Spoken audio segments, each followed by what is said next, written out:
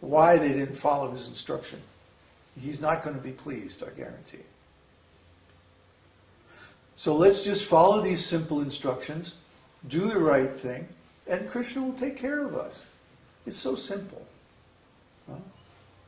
So, anyway, are there more people now? No. No, just two? Boy, I am not pleased with this at all. I am not pleased at all. Where's Neville? Where's Swati? Where's all our usual people? Huh? This is nonsense. Maybe they couldn't log in or something? No, they've logged in before. What's the problem? The link is always the same. There wasn't an upgrade on Team. There was? I don't know. Still, but they can download the thing in 2 minutes, right? In theory. What's the problem? The problem is the lack of determination. Lack of steadiness. Yeah, maybe they want to see it on YouTube or something. What? They want to see it in YouTube, I guess.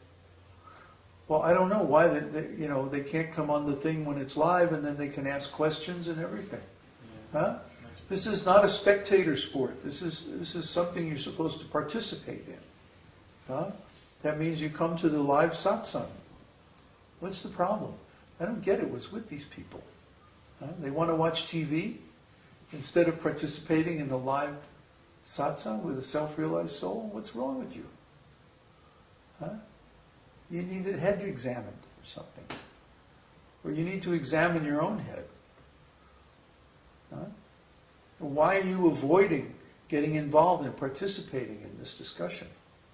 What's wrong with you? Don't you understand how valuable it is? I guess not. Anyway, let's dance with the lion.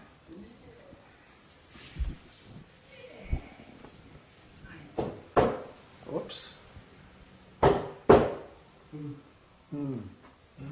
Put this out in the sun, please. And let's see if there's any questions. Boy, that really got flat. What? I'm not sure. Okay. No questions here? No questions. Oh boy. Any questions? Ah. I have a question on the community. Ah, good. There's one. I have lots of questions for that. Good. You have plenty of bits, you know. The issue on material existence being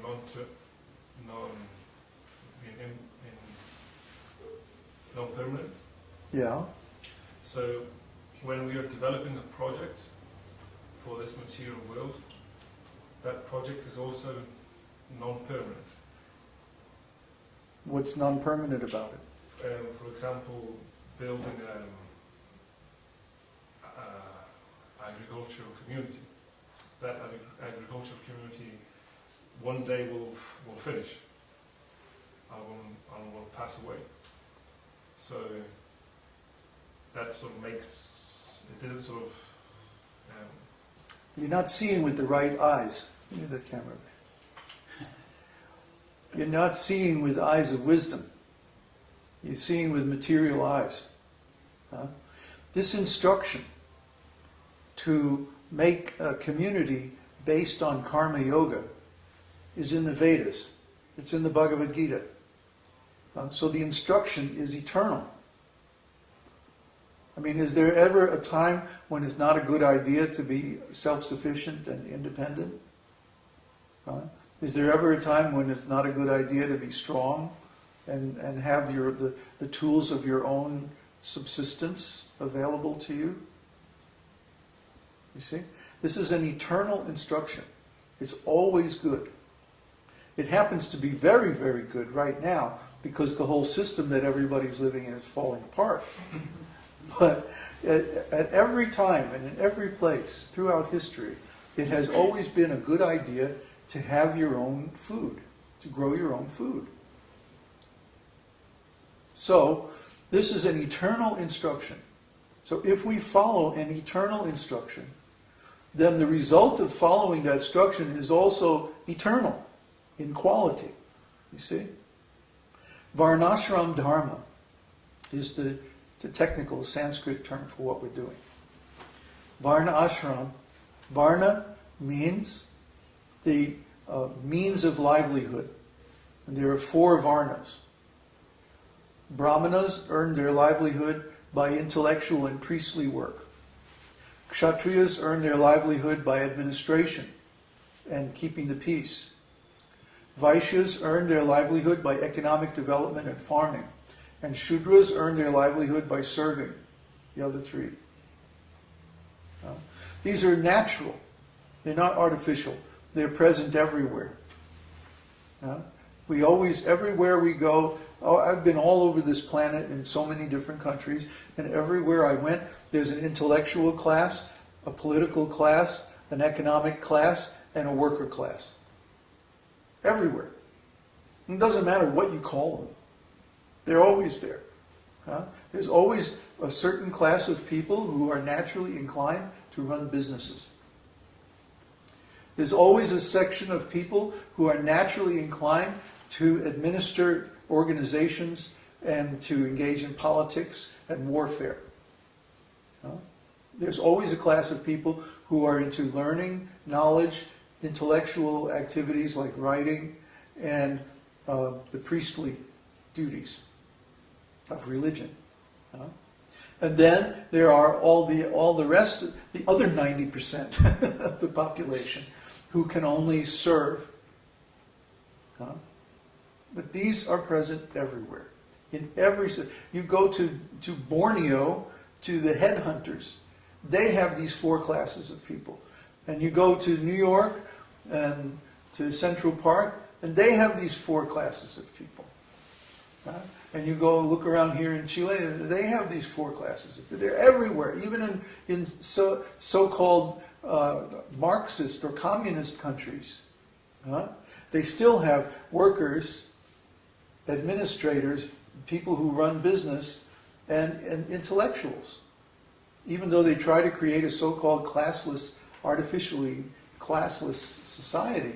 But still, even though everybody is technically a worker, they do different kinds of work. So in our system of Varnashram Dharma, everyone is a servant. It's just that their service is of different kinds, depending on their ability, on their talents. So if we follow that system, then the results of our work in following that system are also of the same quality. You follow? It's just like if you say, well, how can you say that chanting is eternal? Because you have to start chanting at a certain point, and then when you finish your rounds for the day, then you stop again. So how can you say it's eternal? But the instruction or the principle of chanting is eternal. It's always a good idea. It's always appropriate. It's always a valid spiritual practice in any time and place. Therefore, chanting is eternal in its quality. Although the act of chanting may begin at a certain point or end at a certain point, the principle of chanting is eternal. So when you perform the act of chanting, that act has the same quality of eternality. And the same is true of this community based on Varnashram Dharma. A particular manifestation of the community may have a beginning and ending in time, but the principle of spiritual community is eternal. Just like the incarnations of the Lord may appear at a certain point and disappear at a certain point, but the Lord himself is eternal. Prabhupada gives the example of the sun. The sun rises at a particular point on the horizon. It's actually over here.